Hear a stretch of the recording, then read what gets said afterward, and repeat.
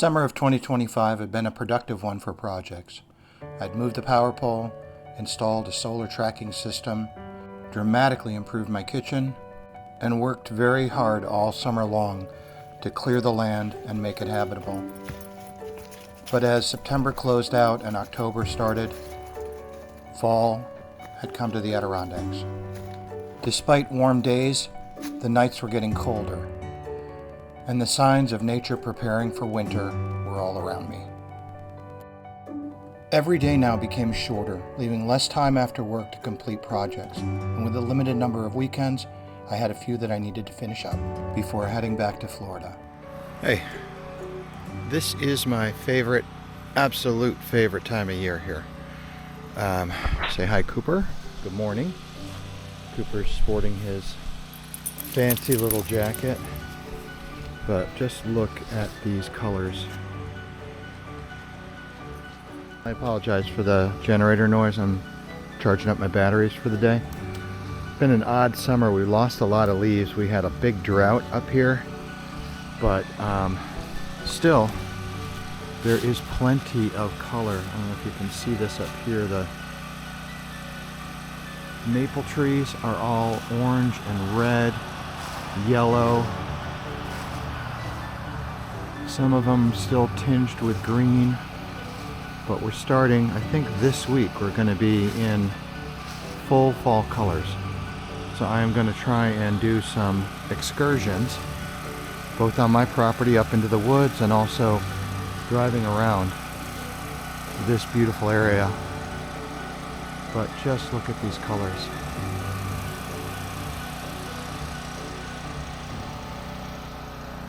Bright blue sky. It's about 45 degrees here this morning. It's a weird time. It's going to be 79 or 80 today. And then the next couple days we're expecting some rain, and then it's going to dip down into the 30s at night for 3 or 4 days. So yeah, just enjoying my last week and a half before I head back.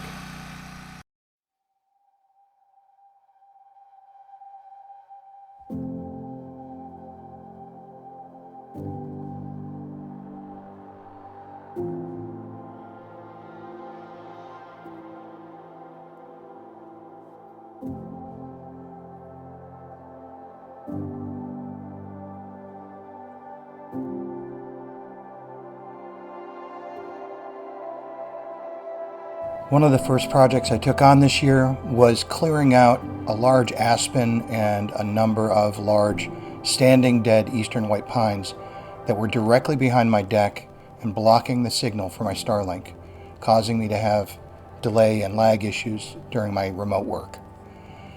I took the trees down, but the cleanup process was delayed by me having an injury where I cut myself with a chainsaw across the shin. That took a month and a half or so before I was able to get up and around and actually accomplish anything major. The pines I had to take down were inconsequential. They weren't very big, but the aspen was massive. 3.5 feet around at the base. The top end where the trunk stopped was still 2.5 feet around.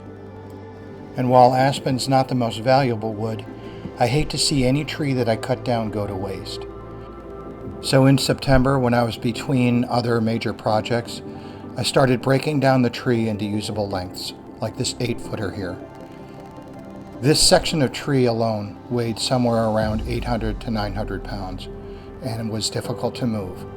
But through the use of levers, rollers, and fulcrum points, ancient technology used by the Egyptians, I was able to move the log by myself, not without a little bit of effort though, as you can see. The goal was to move it down onto the driveway where the wood chips wouldn't kill the grass and the log would not be laying on my lawn all winter long.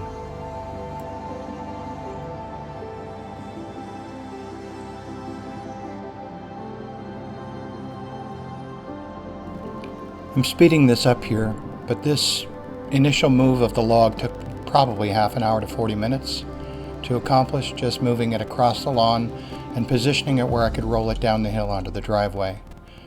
You'll see I'm using a PV at certain points right here to move this. This is a log tool with a large side hook that and a point on the end that allows you to get lever on the log and move it around. The one I have is probably about 5 feet long and made of steel. So not the lightest tool, but it gets the job done.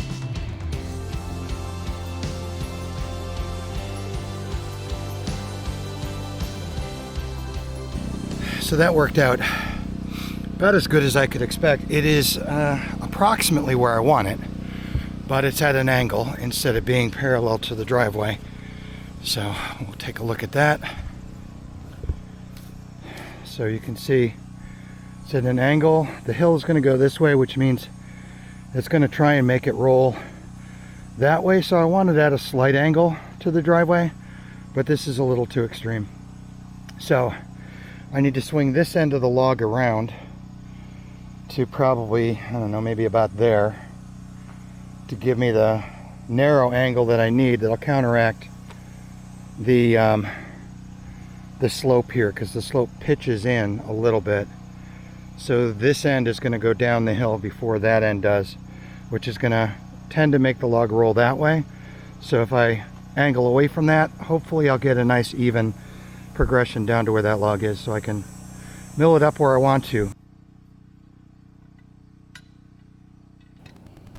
Because of its size, getting the log to spin along its axis so that I could change the angle of approach to the hill was tricky. This is where an extra set of hands would have really come in handy, but this is my life when I'm living alone in the woods. I have to figure out ideas and ways of processing things all by myself. Above this log on the tree was a pretty heavy crotch, and then there were some small bits of usable lumber no more than 4 or 5 feet long above that. I used one of these to create a set of log bunks, to lift the log off the ground and get it in a more usable position for milling up with my Alaskan chainsaw mill. First step was to strip off all the outer bark of that log. I think it's going to get ready to storm here, but I'm going to try and get this at least flattened. I've done some prep work, so let me show you that. I have my beam mill modified here. I cut down a piece of hard cherry because that's what I had, and I got it the exact dimension so that this will fit the 2x4, and then I waxed it on the side here to make sure we get a good slide. If I did this right, this should slide right along here like that. So this will lever down and allow me to get the chainsaw almost completely vertical, and then I'm just going to slab off this side to make it flat. Yes, I know I'm not wearing my chainsaw chaps. This is a relatively safe operation. There's not, I'm going to be on the other side of the log, and it's not, there's very low risk of this popping off here and coming anywhere near me. So I'm going to work my way down through it in several passes, and that's what you're going to see. First, let me clear the area to get this stuff out of the way so it's not underfoot. That is important. Anytime you're handling a chainsaw, you don't want to trip over it. So I am wearing some safety equipment. I'm going to be wearing my goggles to keep the sawdust out of my eyes.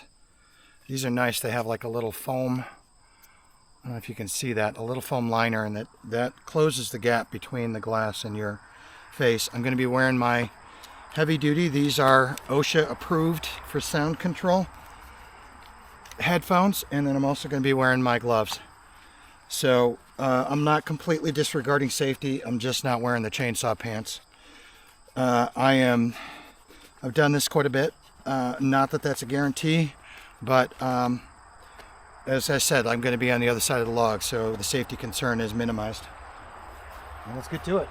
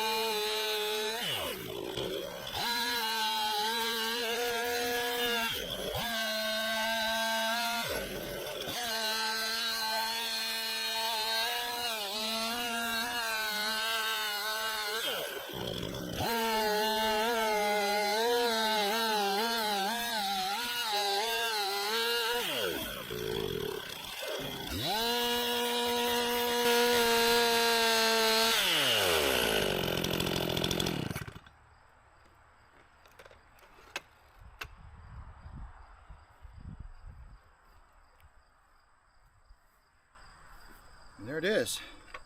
I would have liked to let the chainsaw cool down, but it's awfully overbalanced. Should have had notches in the supports. This is not what I would consider beautiful lumber. It is flat enough for the purpose that I need it for, which is to cut in half, and then each one of these will hold end to end of the actual log that I'm milling using the Alaskan mill.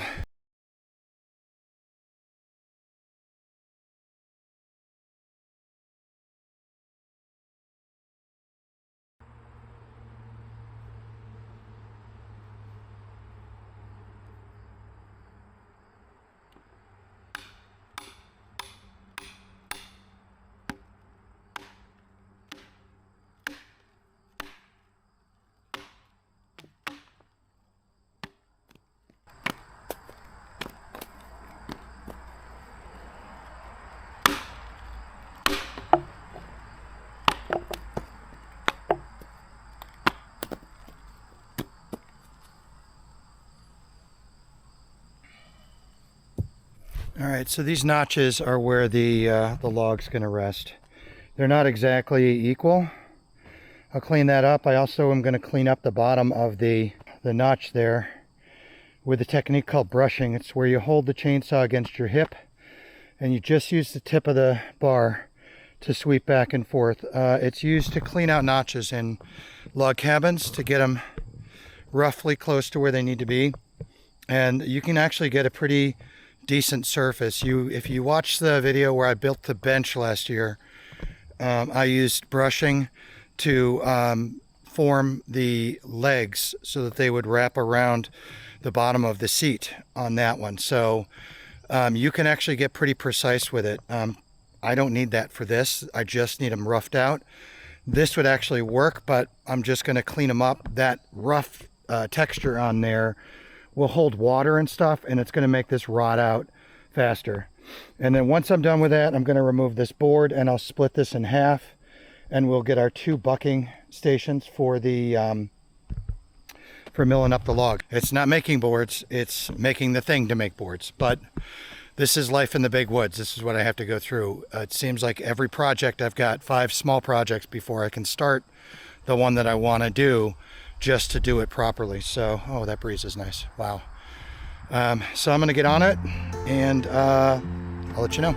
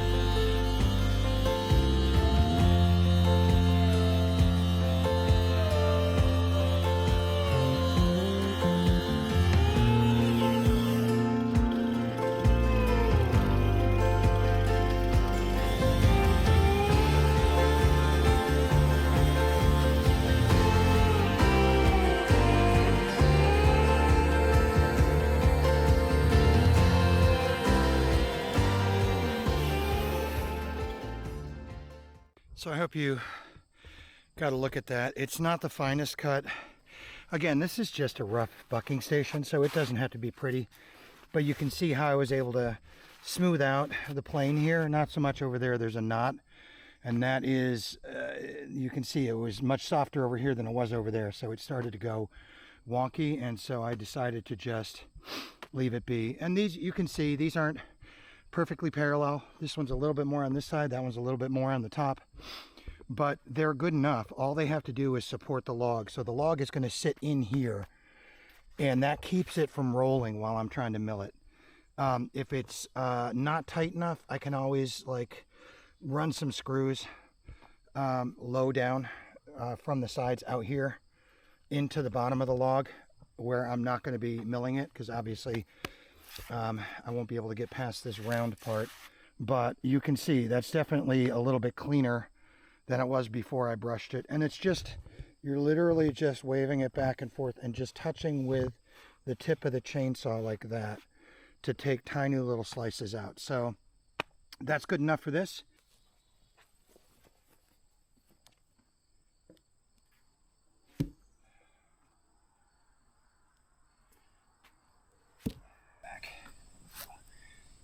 Just trying to make sure that both halves of this are supported when I cut through.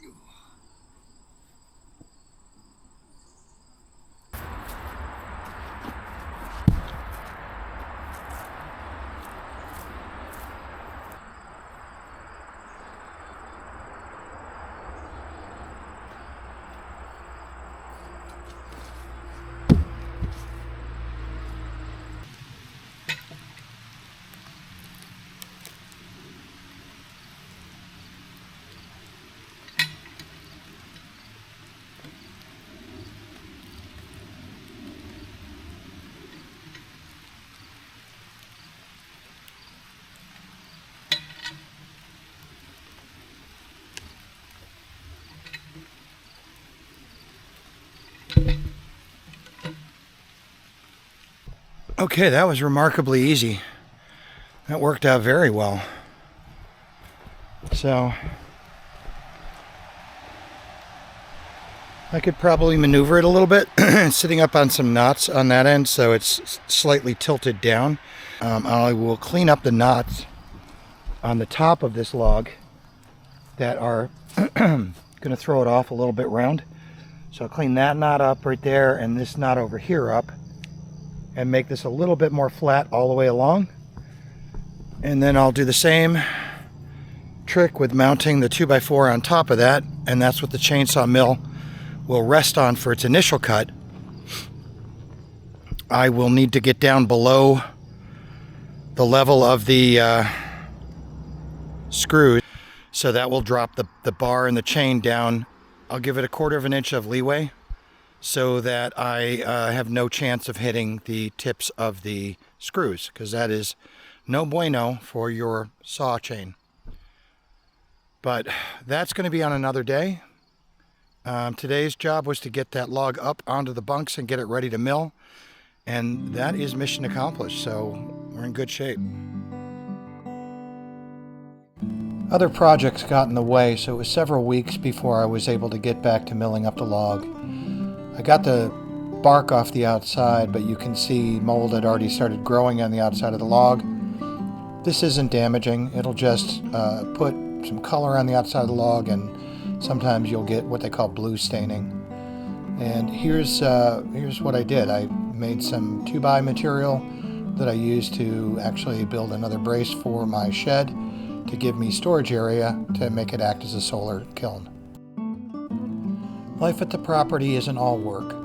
With the advent of fall, I took some time to go to Whiteface Mountain in Lake Placid for the October Festival there. This day trip included a gondola ride to the top of the mountain for some spectacular views. In the last few weeks of my trip to New York this summer, my brother Matt came and joined me, and we did a hike up Pocamoonshine Mountain. So we're about 3/4 of the way up Pocamoonshine. We left my place at, I don't know, a little before 7. And it is spectacular. It's fall. The clouds are rolling in, making it misty. That mountain range that you see way in the distance over there, that's the Green Mountains of Vermont. And then behind this mountain range here in the front is Lake Champlain. We'll see that from the top. But it is just breathtaking here. I'm not even close to the edge. The edge is down there, maybe 80 feet, 100 feet. And that drops straight off. I'm not going anywhere near that. You can see plenty from here.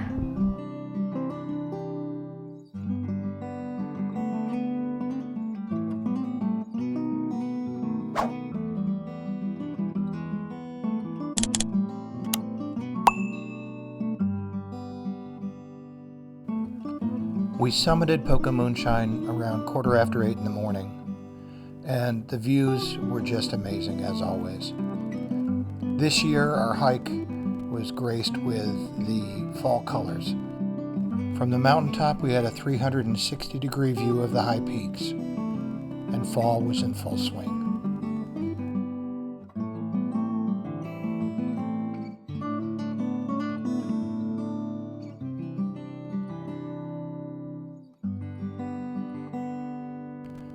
There are 25 mountains in the Adirondacks that have fire towers. Pocamoonshine is one of them.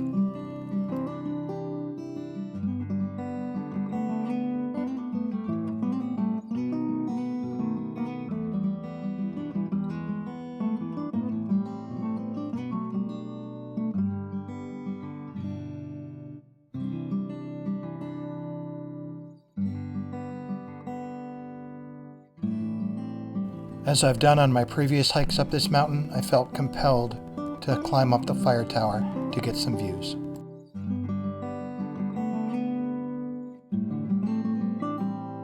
Okay, once again, like an idiot, I'm at the top of the fire tower on top of Pocamoonshine. And it is, I gotta tell you, it's actually not as windy as it was the last time I was up here. But the view with all of the fall colors is just stunning. Absolutely crazy. I love this place. I cannot wait until I'm here full time. So right over there we got Lake Champlain. It's a much clearer view than we had the last time I was up here. And then the Green Mountains beyond that are in Vermont. So that's east. So this would be south. I believe that's Whiteface over there that you see right here above my finger. Let's see if I can zoom in so you can see the ski trails. And then it's like being on the top of the world. It's crazy. Oops, let me zoom back out a little bit. Sorry about that. Yeah, it's like being on the top of the world. And these trees down here, these are mature trees. They're between 80 and 100 feet tall, I would think, and we are so far above them, it's not even funny. So I'm gonna, it's chilly up here. I'm gonna get back down the stairs. We're gonna hike back down to the bottom, and probably go have a nice lunch and beer. Catch you guys later. It seemed like I had just arrived, but suddenly my time here was done, and I had to travel back home to Florida. I'll miss the dark nights with the Milky Way shining above and the cold mountain streams that never seem to warm up. I'll miss constantly being surrounded by a green space, but most of all, I'll miss the time that I spent with my friends and family enjoying the beauty of nature. My trip home included a stop at Matt's for our annual cider tasting.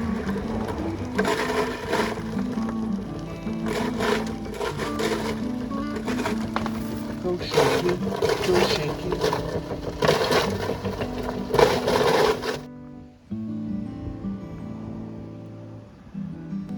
Every weekend during cidering season, my brother Matt and his wife Rhonda press apples on an oak apple press that they constructed themselves. Each of these pressings will produce around 7 gallons of cider that he'll then add yeast to and ferment slowly over the long New York winter in his basement, turning it into a wonderful alcoholic hard cider. And each year on my trip home, he allows me to help with the process.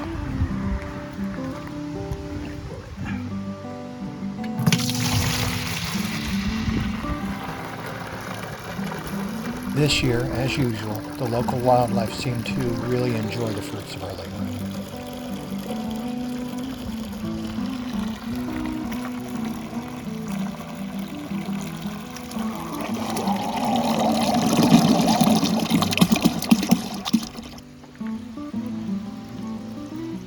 These pressings will continue every weekend during cidering season until the apples are gone.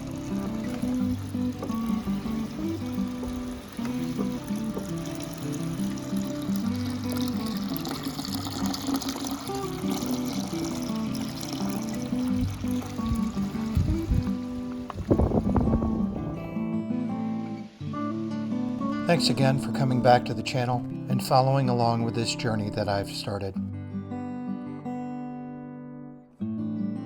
YouTube really relies on engagement to know which channels people like. So ask a question or let me know in the comments what type of videos you enjoy. And as always, thanks for coming back to the ADK.